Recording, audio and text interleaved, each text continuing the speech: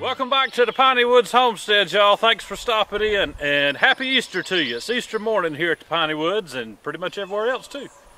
We got baby chicks hatching up there. They hadn't totally broke through the shell yet, but if they'll come on out, we'll get them in this video. But that's pretty cool, y'all. This morning, we're going to plant some onions.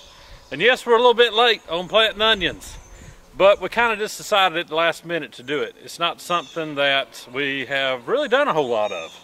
No. We did start some from seed last summer for fall and overwintering, and they're still growing. They've got a little bit left to bulb, and we're about a month behind with starting some in the bed.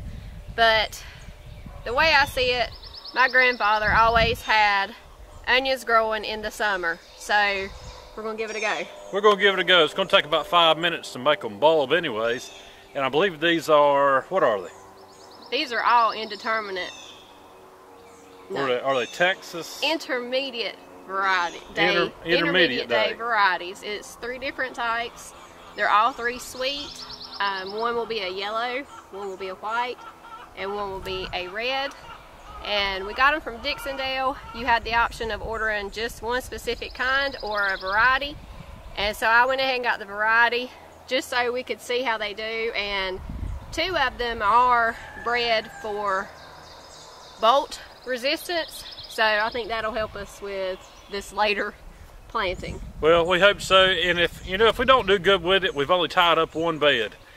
And that's okay. I got 1 more I got to knock together and get out here. But one thing you're going to need before you get started is a planting tool. And it's a very specific planting tool. And if you have trouble finding one, just walk out into the woods, get your stick.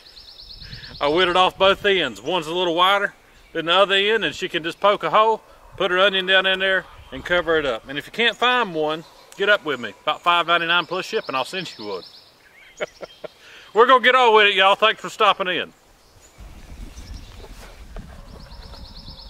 Now the first thing you're going to do in this raised bed is I'll take me a stick. It's about as long as the bed is wide, and I'll make some marks so she'll know where to plant. We're going to plant them basically about every 8 inches, and that should fill this bed up. I think there's about 75 plants. It's a 32 square foot bed.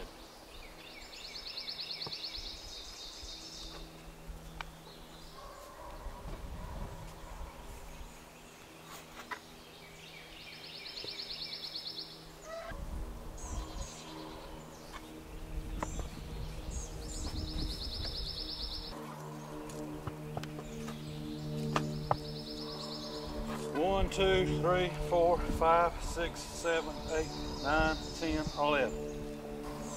And with the variety pack, you don't know how many of each you're getting.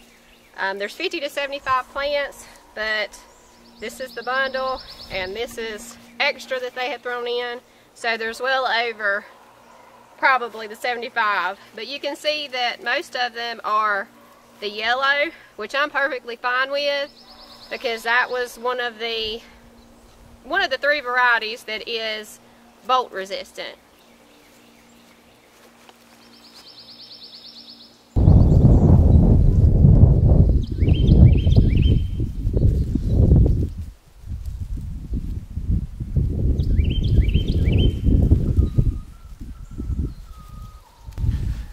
And what Lisa's doing is basically laying her onions out every 6 inches.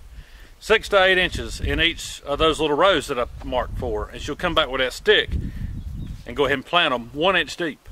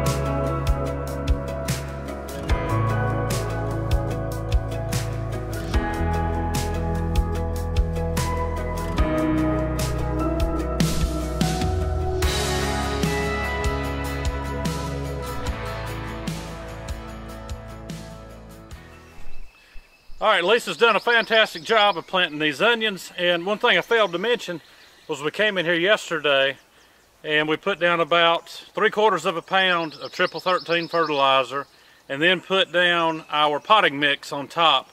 And so we've got plenty of nutrient in there to feed these onions for at least several weeks. Yeah.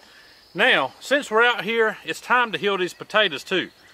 They're coming up, they're about 1 foot tall now, and I figure we'll just go ahead and bring you along for that as well. So let's heal some potatoes. When your potatoes are up about 1 foot tall, it's time to go ahead in a bed anyhow and go ahead and heal them up. And what we'll do is we'll come with a little bit of granule fertilizer and kind of just broadcast it in here, not right up on the plant, a little bit of waste from it, and then we'll come back with, we've got some leftover seed starting mix, really inexpensive seed starting mix we had bought in bulk, and we'll go ahead and use that up and kind of heal over these.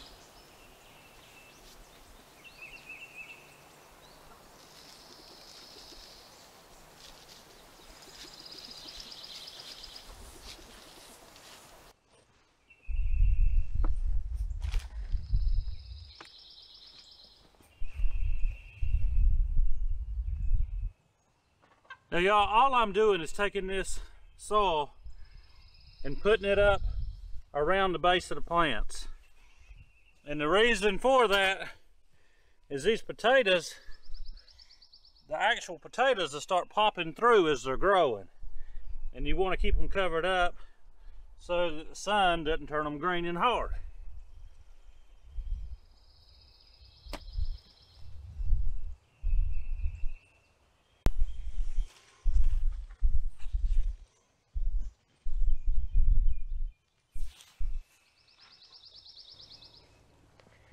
These are the onions that I had started from seed late last summer for fall planting, and I think there's maybe between this bed and these are much smaller over here, And this bed, there's probably maybe 15, and to give you an idea, I had started about 48.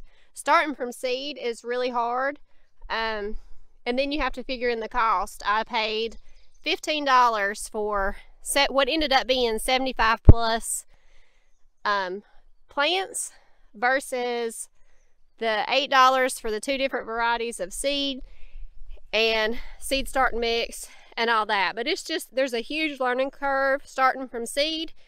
Would I do it again? Knowing that I can get a great quality already as a bulb? No, I would not. There's just a lot. You have to trim them. You have to get them, just a lot of little nitpicky stuff. But these are hopefully slowly starting to form an onion. I did have to go through, this variety is not, this was all a red onion that I had left. I had started 24 of those and 24 yellow onions. These did start to bolt. It's not a bolt resistant variety, but I was told that if I cut that flower off that they would keep growing. So hopefully we'll at least be able to get these out of these 2 beds that we've had growing since last fall. All right, y'all, thanks for spending just a little bit of time with us today at the Piney Woods Homestead.